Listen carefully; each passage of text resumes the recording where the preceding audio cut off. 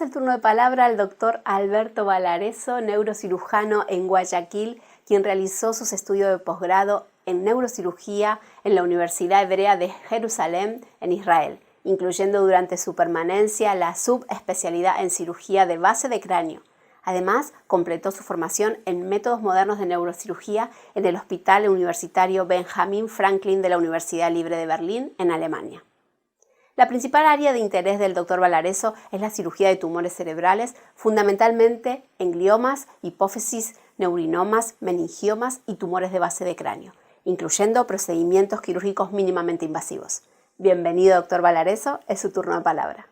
Vamos a presentar una charla que corresponde a manejo multidisciplinario en cirugía mínima invasiva, específicamente cirugía de tumores intracerebrales de difícil acceso o algunos considerados inoperables mediante retractores tubulares.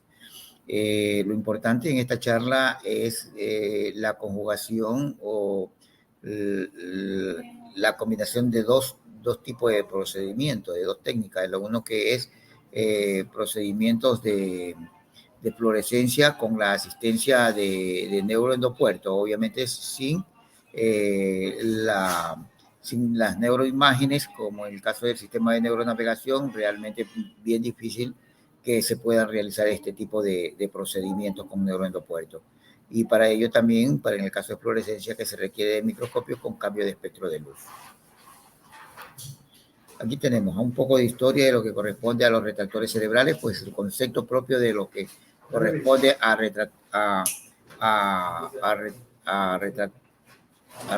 los retractores cerebrales, la historia de los retractores. Vamos a tener ahí que inicialmente se introduce la utilización de cucharas, de mesas y de los té moldeados para el caso de los retractores. Y eso fue William, que en 1890 inició con este tipo de retractores. Cushing y Horsley en 1945, ellos idearon los retractores con mango, pues, que generalmente eran de punta roma, pero eran rígidos. ¿Ya? Y Thierry de Martel en 1913 ya aportó con retractores maleables que se amoldaban en base a la comodidad que cada neurocirujano necesitaba hacer la retracción cerebral. Y el cambio se dio en 1977 cuando Yasser Hill ideó los retractores de Leila o autostáticos de Leila, un sistema por el cual se permitía hacer con los retractores maleables, sujetárselo con unos brazos mecánicos que le permitía, digamos, mantener de manera estática el cerebro. Pero aún así, con estos tipos de retractores, junto con los de Greenberg, que también son múltiples brazos, realmente el gran inconveniente no era en que estos tipos de retractores tradicionales implicaban lesiones a nivel cerebral, sobre todo cuando las retracciones son muy prolongadas. Y este esquema último que corresponde a Levin, que podría decirse es el principio en la parte de las cirugías con neuroendopuerto, con corredores de neuroendopuerto. Un Swan Ganz para realizar una dilatación del trayecto del parénquima cerebral para poder entrar a la cavidad ventricular. Esta dilatación se la realizaba incluso la colocación de Swan Ganz se daba hasta un día antes y se insuflaba con la finalidad de que cuando ya se iba a la intervención quirúrgica, ya la dilatación estaba totalmente moldeada, de tal manera que podían intervenirlo. Este es un principio por el cual se inició justamente las cirugías mínimas invasivas con corredores sin retractores cerebrales. Y tenemos justamente aquí que Ogura y Tachibana, con unas películas de rayos X, idearon retractores a la medida, por decirlo así, en la cual ellos sujetaban con un clip para permitir entrar a la parte cortical. Hacían la corticotomía con esta guía, entraban y realizaban la separación y podía entrar la película moldeada y este se extendía en base a la necesidad que el neurocirujano lo requiriese, para a través de esto realizar abordajes para las lesiones intraparenquimatosas. Si continuamos, luego ya viene Pagin y Reljea, el cual comenzaron a utilizar los abordajes transtubulares para la resección de malformaciones arteriovenosas. Aquí utilizaron unos retractores tipo trocar, justamente para poder llegar a abordar lesiones profundas. Y también tenemos a Yadat, que este es un médico que también se ideó mucho con un tipo de tubo plástico de toracostomía, en el cual lo cortaban y con un espéculo nasal realizaba la dilatación y introducía el retractor, perdón, el tubo y permitía dilatarlo de tal forma que a través de esta zona ellos entraban y realizaban el abordaje. Estos son los principios de lo que corresponde a los abordajes con neuroendopuerto, hasta que luego comenzaron a presentarse, bueno, los neuroendoportes que nosotros ya conocemos y algunas variedades. El principio de este abordaje justamente está en esto, en este 5 al 10% de complicaciones postquirúrgicas que se ven en los pacientes que se hace retracción cerebral. Esto fue demostrado en algunos trabajos. Casi el 75% de los neurocirujanos encuestados confesaron que evitaban procedimientos particulares o pacientes de alto riesgo por temor a que se presentaran demandas por negligencia en su contra. Esto generalmente era por las complicaciones postquirúrgicas, habitualmente por las retracciones cerebrales. Y es aquí que en este trabajo habla que el daño a las estructuras cerebrales subyacentes a la cirugía es la complicación más común por la cual los pacientes demandan con éxito a los neurocirujanos. Esto es lo que nosotros tomamos muy en cuenta como un factor que limita hasta cierto punto el concepto de hablar de prolongación, de retracciones prolongadas del cerebro con los retractores maleables, en el sentido de la posibilidad de complicaciones. Y es así que hubieron trabajos que se realizaron, vamos a hablar rápidamente, Andrew, en el 92, justamente con un modelo de rata, realizaba una presión de retracción de 30 milímetros y el 50% decrecía en los potenciales evocados después de 10 o 20 minutos de haber realizado la retracción. Y se recuperaban 5 o 10 minutos después de liberar la retracción.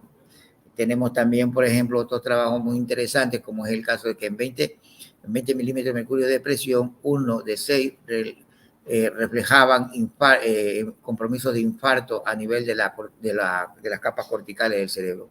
Con presiones de 30 milímetros, en cambio 5 de 6 presentaban infartos corticales e incluso partes hemorrágicas. Y con una presión mayor a 40 milímetros, 6 de 6 presentaban daño a nivel cortical. Y también pudo comprobarse en otros trabajos que la retracción cerebral, aproximadamente en 30 gramos, con daño, se recuperaba después de liberarse el retractor.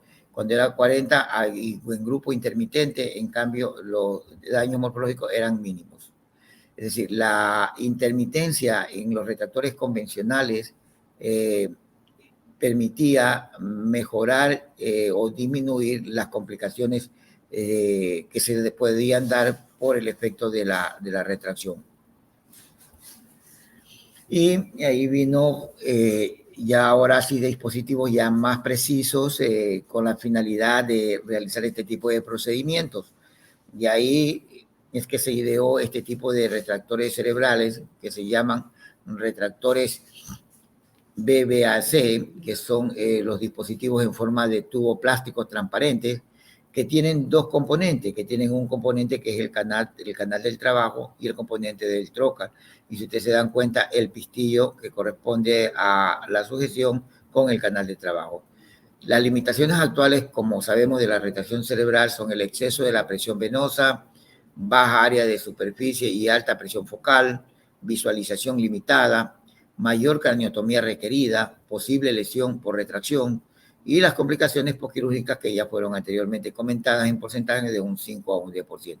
Aquí el comparativo entre una retracción convencional y una retracción cilíndrica de 360 grados a través con el neuroendopuerto. Y obviamente hay muchas publicaciones que no cabrían aquí en la imagen, pero hay muchas publicaciones que no soportan la utilización de este tipo de técnica. Y en la parte económica, igual, tenemos que los costos son muy diferenciales en lo que respecta justamente a la utilización de este tipo de retractores, estimándose que en el caso de los tumores cerebrales y también en las hemorragias intracerebrales. Tenemos aquí los costos aproximados, como ustedes pueden ver. Tenemos también que tomar en cuenta que generalmente en la parte objetiva de la ventaja se encuentra en la parte de la parte operatoria propiamente dicho, por disminución de tiempo quirúrgico.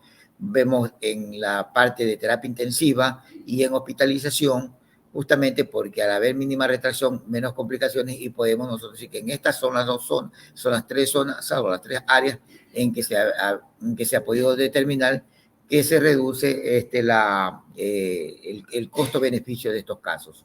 Aquí tenemos que reduce las complicaciones, no se han reportado casos de infecciones, ni mortalidad en los pacientes menores de 65 años, se reduce el tiempo quirúrgico, etc.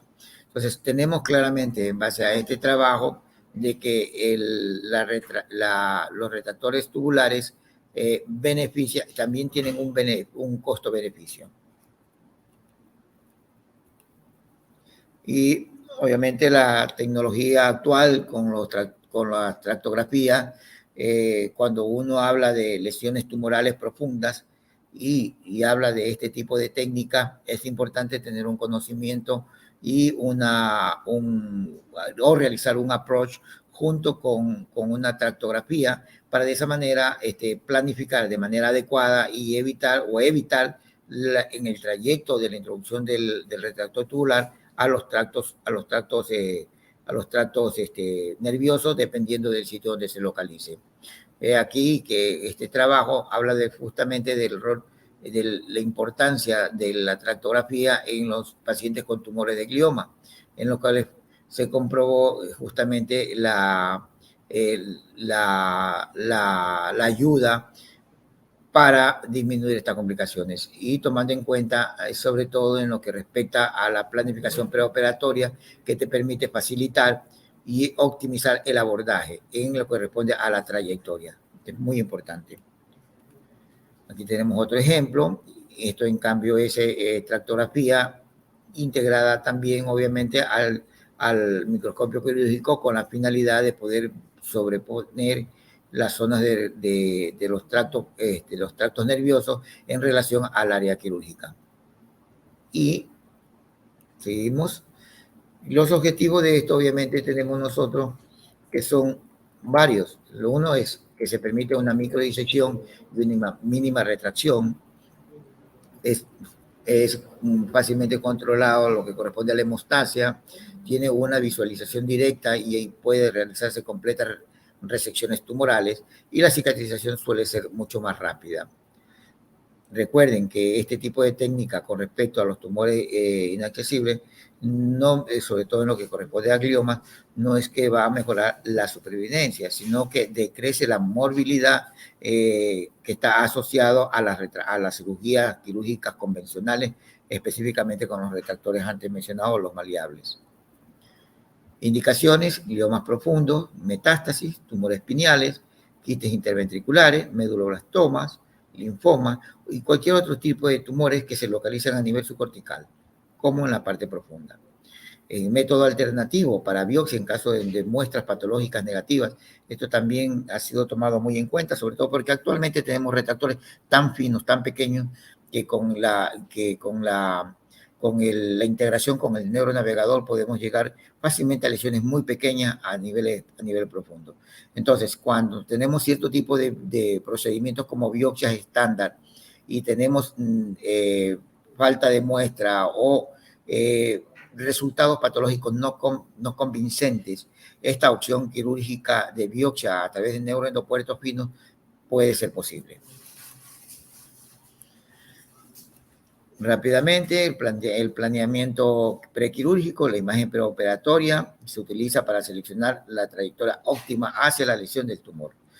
Para los tumores cerebrales intraciales profundos, se elige la trayectoria que minimiza la transgresión de áreas elocuentes del cerebro. Obviamente hablamos evitando los ventrículos y optimizando la visualización del tumor. La longitud del retractor tubular se selecciona midiendo la distancia entre la superficie del cerebro y la parte más lejana o profunda hacia la lesión. Y obviamente también tomando en cuenta el ancho del retractor, se selecciona en función al tamaño de la lesión. Sin embargo, generalmente es preferible siempre tener uno o dos dispositivos para intercambiarlo durante el procedimiento quirúrgico. En mi experiencia, por los casos que yo he tenido, siempre trato de comenzar cuando hago la corticotomía o hago la cisurotomía con un retractor pequeño, con la finalidad de darle una función como de dilatación, permitir que me dilate un poco más, llegar al objetivo, aunque no necesariamente el retractor sea del mismo tamaño de la dimensión del tumor, pero me permite que el trayecto ya quede un poco dilatado y luego de varios minutos o dependiendo de la necesidad, cambio ese retractor con un retractor con una medida mucho más adecuada en base al tamaño del tumor y a la profundidad del tumor. El puntero de la navegación se sostiene en la extremidad del introductor, de modo de que la punta y el punto de la varilla estén en el mismo lugar. Es decir, el introductor tiene el final tiene una pequeña muesca, por decirlo así, donde se fija la punta de la varilla del neuronavegador y debe estar preciso para poder realizar la introducción. Esto podemos visualizarlo con microscopios, con endoscopios. Aquí tenemos la ventaja del sistema. Tenemos corto periodo de recuperación del paciente, visualización del tejido circundante a través de las paredes del neuroendopuerto transparente, que corresponde a esta zona de aquí. El retractor tubular proporciona una presión rígida, constante y distribuida simétricamente en el tejido cerebral. Minimiza lesión por retracción cerebral por un patrón de dispersión de 360 grados, que es muy importante. No es como en el caso de los retractores tradicionales, que no es una retracción de 360 grados, sino lateralizada, tomando en cuenta los bordes cortantes que los retractores maleables pueden implicar justamente sobre el cerebro. No se adhiere al tejido cerebral, incluso en periodos prolongados de tiempo quirúrgico. Aquí no necesitamos colocar sobre la parte de la superficie del cerebro en profundidad cotonoides, porque el tipo de material que está elaborado el retractor permite ser talmente liso que no se adhiere al tejido cerebral. Aquí tenemos el caso, una buena imagen en la cual se ve fácilmente el trabajo bimanual con toda comodidad, el área del tumor en la parte más profunda. Las otras ventajas del sistema: reducción de la presión venosa, un enfoque mínimo invasivo a través de una incisión muy pequeña, generalmente se hace una durotomía de 4 centímetros, permite el tratamiento de las lesiones profundamente arraigadas, previamente consideradas inoperables, así como algunas subcorticales, como ya hemos comentado, completa visualización detallada de la zona quirúrgica, vía microquirúrgica, vía neuroendoscópica. Habitualmente yo utilizo microscopio quirúrgico, me siento más cómodo utilizando microscopio quirúrgico, y la neuroendoscopía habitualmente yo la dejo es al finalizar como un reconocimiento para determinar si hay o no hay residuo tumoral. El diseño suele ser fácil y la cicatrización rápida.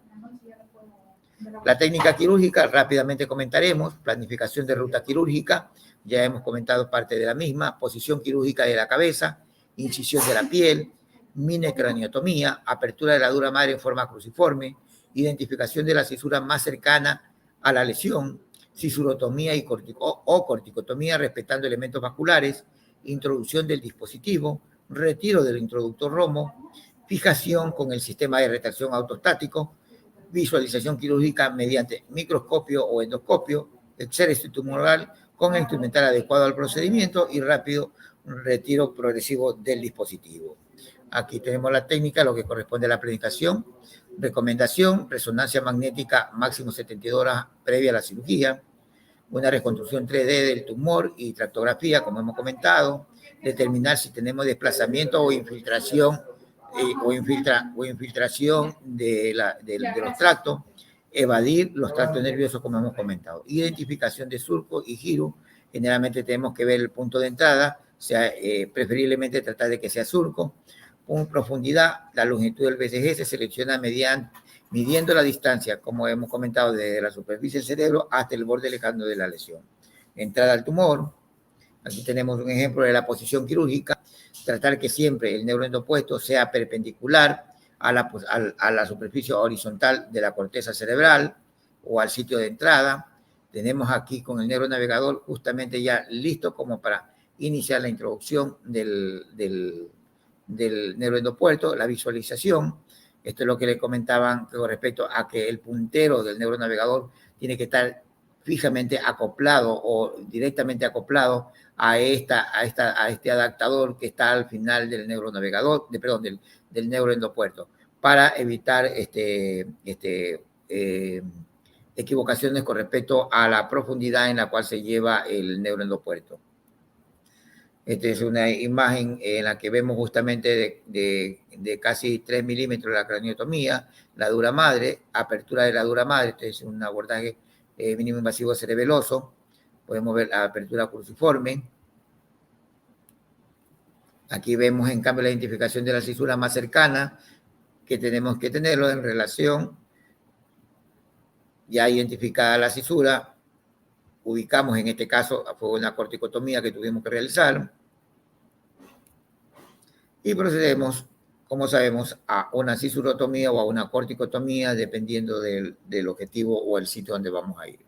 La cisurotomía, el giro se realiza una incisión lineal y después se diseca hasta 2 centímetros para proporcionar una disección inicial para el dispositivo. El surco es disecado bajo la visualización microquirúrgica, aproximadamente 1 centímetro, y hasta su profundidad, donde se realiza una corticotomía, evitar las estructuras vasculares. En algunas ocasiones, justamente el día de hoy, hubo un paciente con una metástasis cerebral por SEA de pulmón, en que el sitio de la corticotomía atravesaba una pequeña arteria, la cual tuvo que ser desplazada inicialmente para poder llegar al objetivo directamente al sitio. Pues era el área más asequible, más cercana, y evitaba los tractos nerviosos. También hay que tomar muy en cuenta que tenemos que hacer una apertura aproximadamente de 1 centímetro a 2 centímetros y medio a 2 centímetros, con una profundidad de 1 centímetro. He aquí la información, justamente lo que les digo, que lo que yo estoy tratando ahora de hacer es siempre meter un neuroendopuerto un poco más fino, pero que me llegue hasta la profundidad, con el objetivo de que realice una pequeña dilatación de la zona. Y de ahí, si no me siento cómodo con el mismo, introduzco el otro neuroendopuerto. Esta es la posición quirúrgica en que termina, final que debe tener todo el neuroendopuerto en relación a el sitio de la cirugía. Aquí tenemos justamente la introducción, tenemos el retiro del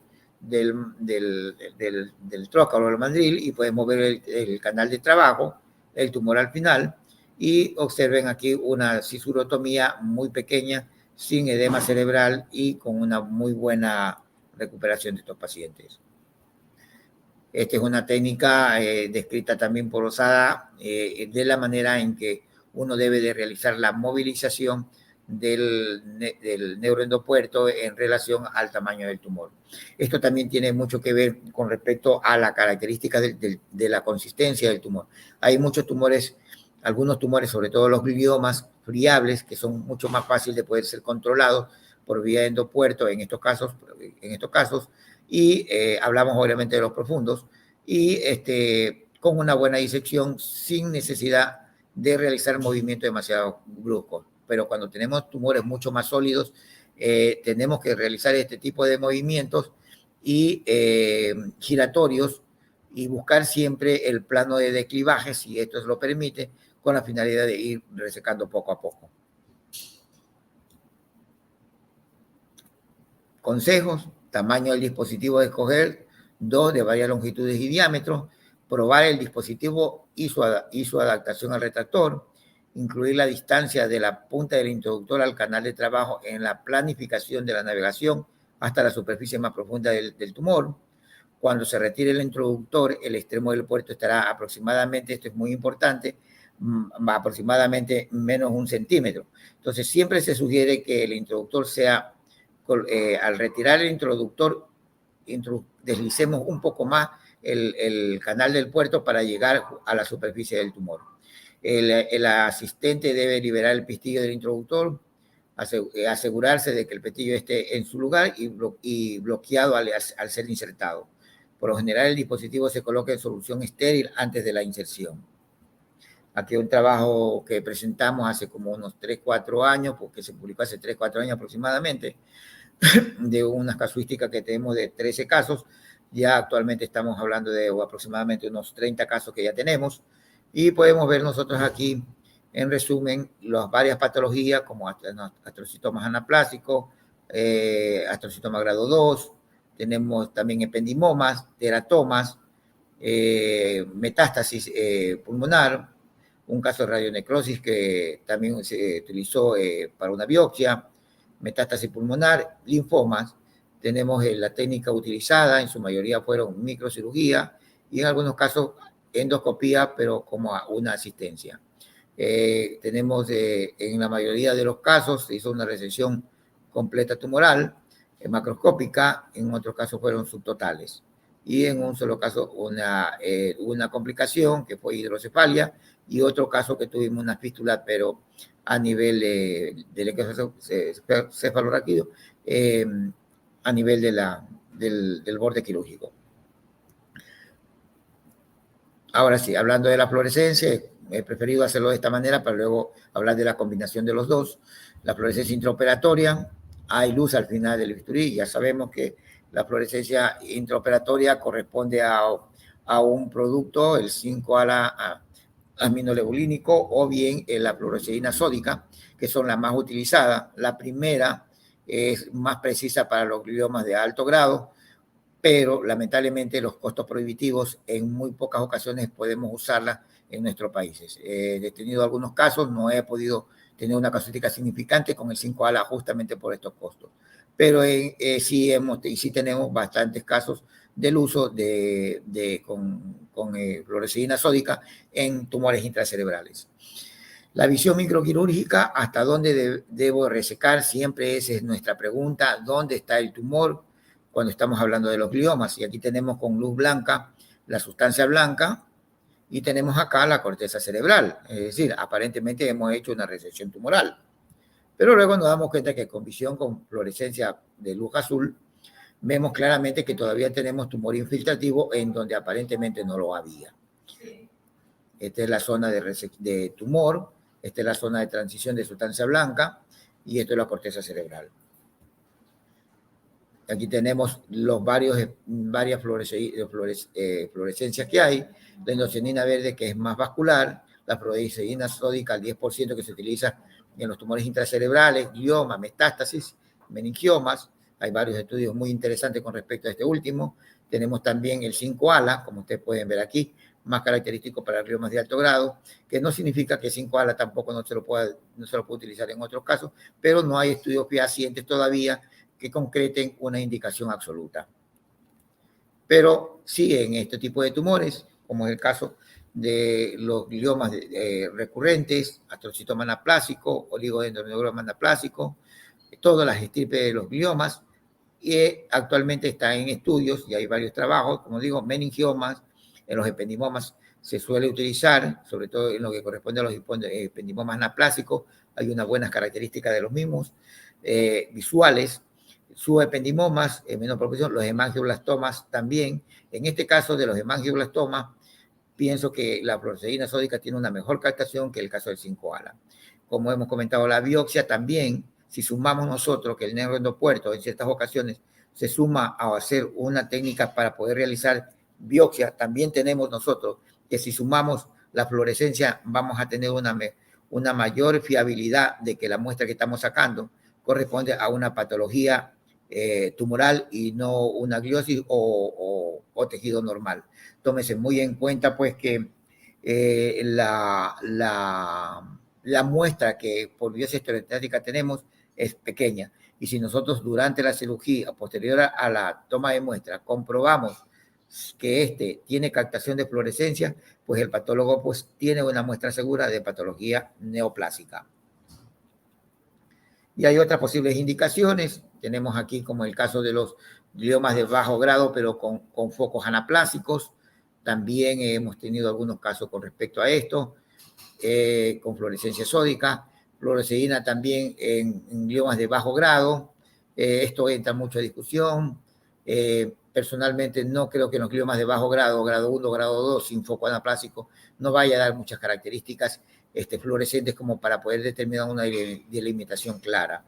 La fluorescencia en metástasis cerebral está creando también unas buenas expectativas de uso a futuro con respecto al cáncer, sobre todo de mama. También he observado en el caso de los metástasis por melanoma o las metástasis pulmonares y los hipernefromas, he visto que la captación de fluorescencia es mucho mayor. Tenemos también en el caso de los meningiomas y también en tumores espinales, sobre todo en los de estirpe glial. Este es un trabajo que presentamos también nosotros hace aproximadamente 1 año y medio. Y es interesante porque entra la discusión de que entramos a quirófano pensando en un glioblastoma multiforme, pero el resultado nos sorprendió que fue un tuberculoma de ganglios basales. Y utilizamos la técnica de retractores cerebrales más tubulares más la fluoresceína, que ya vamos a presentar ese caso luego. Tenemos también un artículo interesante también de Murad, de la resección de tumores malignos paraventriculares e intraventriculares, usando la fluoresceína sódica con neuroendoscopio con abordaje transtubular, que es lo que justamente estamos haciendo acá también, pero microquirúrgico. Presentó una casuística de 20 casos, en la cual podemos observar que en la mayoría de los mismos sí ayudó la fluorescencia, como ustedes pueden ver, con una resección macroscópica completa. Miren ustedes que hay en una subtotal, en el caso de una lesión talámica, pero que no ayudó. Tenemos otro caso acá de que no ayudó, que no captó tampoco en el caso de acá otra lesión. Si ustedes se dan cuenta, la mayoría de los casos en este trabajo, la utilidad de la fluorescencia fue bastante eficaz y permitió que junto con los retractores tubulares una mayor retracción tubular y lo más importante, complicaciones cero. No tuvimos complicaciones o efectos colaterales. Los Karnokis realmente no variaron mucho, pero según mi apreciación es debido a que la patología o la ubicación donde se localiza este tipo de tumores, muy probablemente sus dimensiones o los tamaños no eran lo suficientemente grandes, por ende se hace el abordaje mínimo invasivo transtubular en este tipo de lesiones, permitiendo una mejor eficacia de resección. Aquí tenemos una foto, justamente podemos observar la resonancia en los trabajos que corresponde en este trabajo. Vemos la lesión paraventricular, vemos la captación con fluorescencia del tumor. Aquí igual podemos ver la captación con fluorescencia del tumor y posterior a la resección tumoral con fluorescencia sódica. Tenemos otro trabajo, otro caso, asimismo, con la captación de fluorescencia. Un residuo tumoral, en este caso el tumor,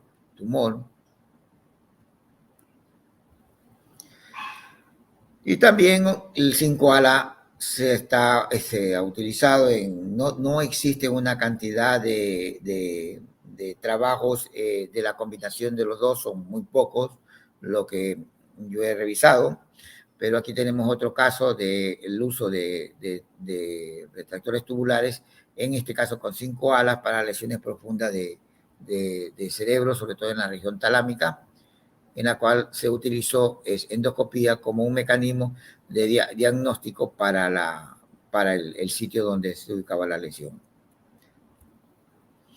Como hemos comentado, la biopsia igual, también la fluorescencia se la utiliza justamente, aquí podemos ver un diagrama claro con el caso de la fluorescencia, se toma la muestra, necrosis, las características de la fluorescencia, tumor compacto, color rojo intenso, tumor infiltrativo y tejido cerebral normal. Entonces, esto demuestra la calidad de muestra que uno le da al patólogo para poder hacer su diagnóstico. Aquí podemos ver otro caso, justamente la toma de la muestra con 5-ala.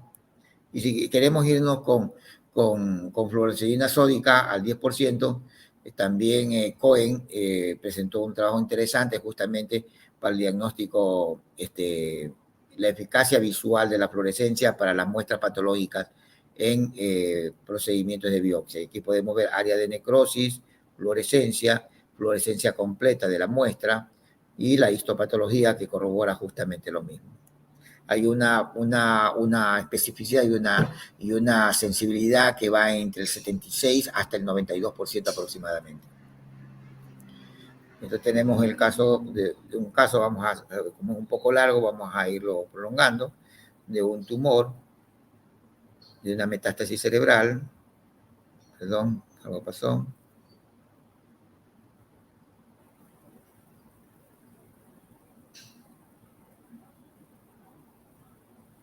Vamos a seguir.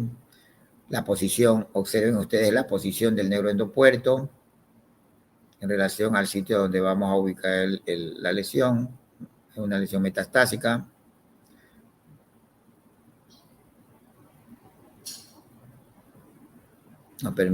Nos facilita sin ningún inconveniente a través del canal de trabajo, nos permite trabajar sin ningún inconveniente. Vamos a aumentar un poco más rápido.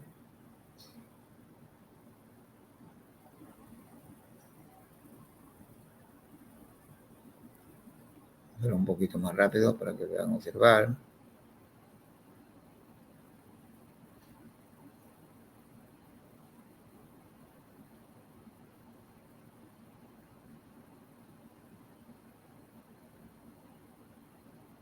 Ahí está. Podemos observar ya con luz azul, tejido cerebral normal, la parte del tumor. Tratamos de separar el tejido.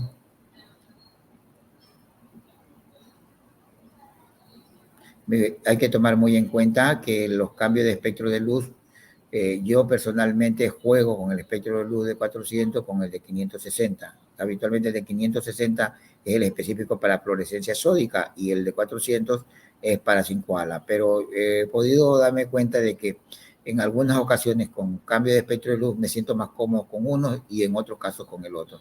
En este caso, el espectro de luz que ustedes están dándose aquí es de 400 y vemos nosotros la fluorescencia con la fluorescencia sódica aquí con la tinción prácticamente, ¿no? Ese es con luz blanca. Vamos a seguir.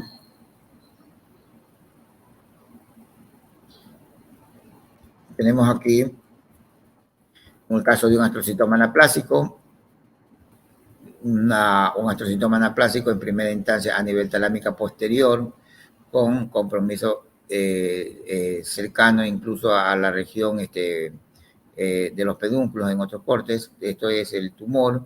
Luego de la resección quirúrgica, aparentemente nos quedó un tumor residual pequeño en esta zona de aquí, pero con quimioterapia de segunda línea, porque primero se hizo una biopsia. En este caso se hizo una biopsia, sabíamos que era un astrocitoma anaplásico, pero llegamos a con eso de que teníamos que hacer una resección por vía neuroendopuerto. lo hicimos con una resección con un residuo tumoral pequeño, y luego hizo quimioterapia de segunda línea y tuvo una resonancia en la que ya no se evidencia lesión tumoral. Paciente después de la cirugía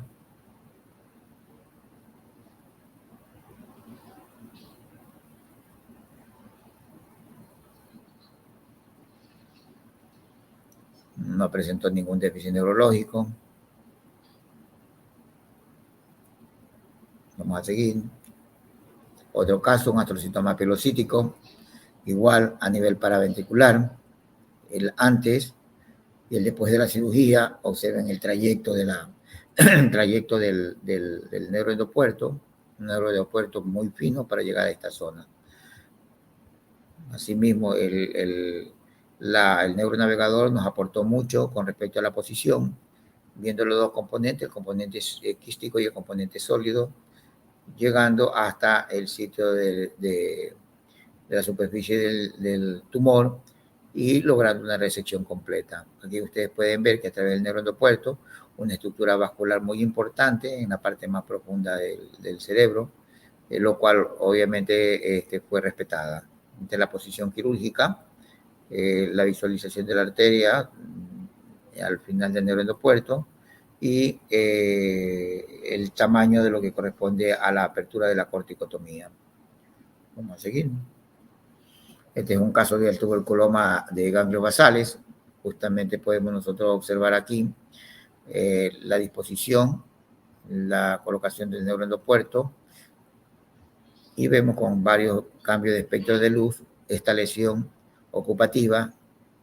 Y miren ustedes que hay un cambio de intensidad, digamos, de fluorescencia, lo que nos hacía pensar primero en un glioma, pero en un glioma de alto grado. Se hizo una resección completa. Aquí está la lesión tumoral, que es donde está la estrella, y vemos luego de la resección completa el lecho tumoral. Nosotros podemos observar aquí el tamaño de la lesión en la región donde se ubicaba.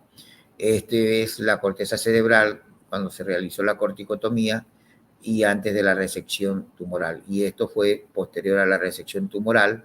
Incluso se puede ver hasta lados del cerebro en lo que nosotros logramos hacer un desplazamiento y una resección completa, como lo demuestra.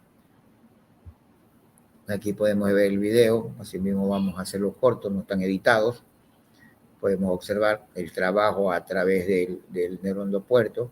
Miren ustedes, y es muy importante también, que si tenemos un edema cerebral o una gran herniación cerebral después de la craniotomía, incluso aquí podemos ver la visualización de la lesión. El neuroendopuerto sigue siendo noble porque usted hace esa retracción en 360 grados, y al tener dos retractores acá con edema cerebral, obviamente vamos a causar mayor daño. Y como vieron ustedes en el slide anterior, pudieron observar claramente cómo el cerebro cayó o bajó totalmente después de la resección completa de la lesión, que hasta ese entonces pensábamos que se trataba de un glioma de alto grado. Vamos a seguir un poquito rápido. No son videos editados, no vamos a estar todo el tiempo con el video, pero para ir viendo la secuencia de la tumoración, ¿no? Vamos separando. Ven ustedes aquí en estos casos, este retractor o el diámetro del retractor tubular fue bastante noble y nos permitió ceder con facilidad, por decirlo así, hacia los sitios donde se localizaba el tumor.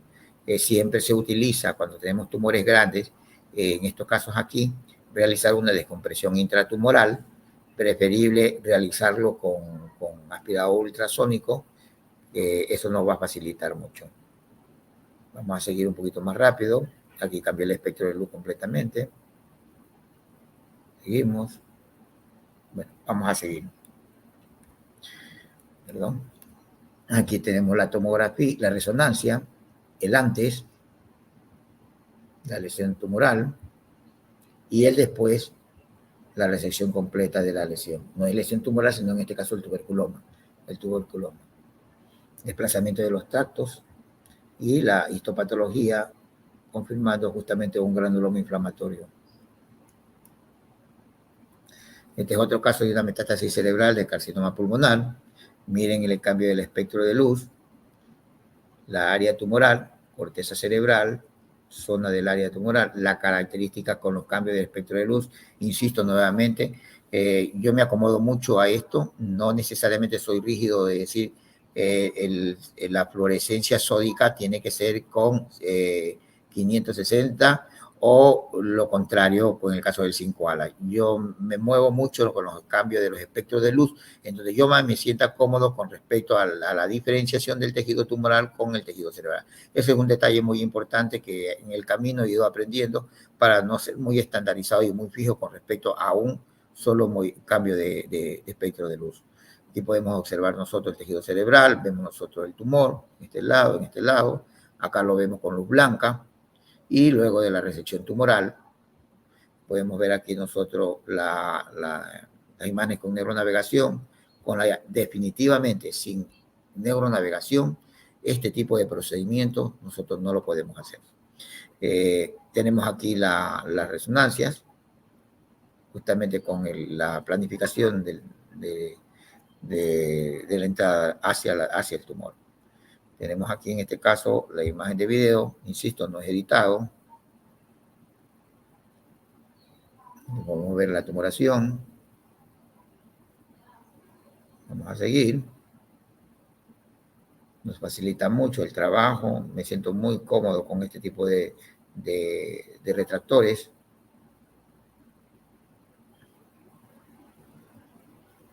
Podemos manipular con cotonoides, realizar separación, como una clásica microdisección. Yo personalmente, como indico, utilizo microscopio quirúrgico, no utilizo esos cambios de espectros que yo hago, es lo que a mí me permite ver justamente para facilitar, que es lo que mejor me facilita a mí. Bueno, vamos a ver. Vamos a hacerlo un poquito rápido igual. No tenemos mucho tiempo. Seguimos con la resección. Bueno, vamos a seguir. Y aquí tenemos la tumoración. Y posterior a la resección tumoral, una resección macroscópica completa. Para ello, siempre tenemos que estar integrados con equipos ecotransoperatorios. En algunas ocasiones los utilizo, sobre todo para ubicar la lesión del tumor y posterior a la resección para poder determinar si hay o no algún residuo tumoral. Sobre todo en las patologías que tengan un mayor, no plano de declivaje, sino una mayor limitación podría utilizarse a nivel cerebral. Tractografía no debe fallar. Neuromonitoreo, dependiendo de la ubicación de la lesión, y el neuroendopuerto. La optimización o los resultados en todos estos pacientes es el hecho de no solamente tener el equipamiento, sino el entrenamiento, la experiencia que nos permita discernir y escoger cuáles son los casos que realmente tienen los criterios para cada uno de los abordajes. Este es nuestro quirófano, una vista amplia. En conclusión, el abordaje mínimo invasivo a través de este método podría ser ventajoso para la excelencia de tumores en regiones intraparenquimatosas profundas y subcorticales e intraventriculares, considerando que nos permite un trayecto directo a la lesión, disminuyendo significativamente los riesgos de injuria en el tejido circundante del cerebro, en especial referencia a la retracción cerebral, ya que proporciona una presión rígida, constante y distribuida simétricamente, minimizando la lesión cerebral por un patrón de dispersión de 360 grados sin adherirse al cerebro, que combinado con fluorescencia intraoperatoria en algunos casos, permite al mismo tiempo facilitar la técnica microquirúrgica precisa con visualización detallada de la zona quirúrgica y del tejido circundante, y diferenciar en lo posible el margen tumoral del tejido normal. La conjugación de los dos considero que a futuro, probablemente con mayores experiencia, con una mayor casuística y con mejores trabajos, podremos determinar el verdadero beneficio de la conjugación de estas dos técnicas. Gracias. Muchas gracias, doctor Alberto Valareso. Brillante presentación. El doctor es neurocirujano del Instituto Oncológico Nacional de Solca, en Guayaquil. Brillante la presentación. Doctor, para finalizar su intervención en este seminario Educación Médica Continua, me gustaría preguntarle cuál considera usted son los métodos y técnicas más eficaces para formar a los nuevos médicos cirujanos, a los actuales colegas que desean actualizar sus técnicas. ¿Cuál recomendación nos daría, doctor? Yo creo que el mejor entrenamiento de los neurocirujanos jóvenes se basa, yo creo que primero, en un conocimiento microanatómico del sistema nervioso central. Es decir, el conocimiento de la anatomía del cerebro, de la base del cráneo, es importante para poder iniciar, por decirlo así, una especialidad de tan alto riesgo cuando nosotros vamos a entrar a cirugías muy complejas. Segundo, tecnología de punta. Tecnología actualizada, neuronavegación. Cada vez la neuronavegación está cambiando. Cada año existen cosas nuevas. Ahora ya hay lo que se llama incluso realidad aumentada y existen planificaciones de otro tipo que se están realizando. Entonces, actualización constante con respecto a la tecnología. Tercero, entrenamientos permanentes de todo tipo de abordaje que se vayan a realizar, sean estos transcraneales o sean de base de cráneo o endoscópico. Yo creo que la curva de aprendizaje se la debe iniciar cuando nosotros tenemos estas tres cosas, es decir, el conocimiento anatómico, la terminología que nos ayuda y el entrenamiento o el curso. Mal hecho será comenzar una curva de aprendizaje cuando no conjugamos las tres cosas. Muchísimas gracias, doctor. Gracias por su compromiso con la educación médica.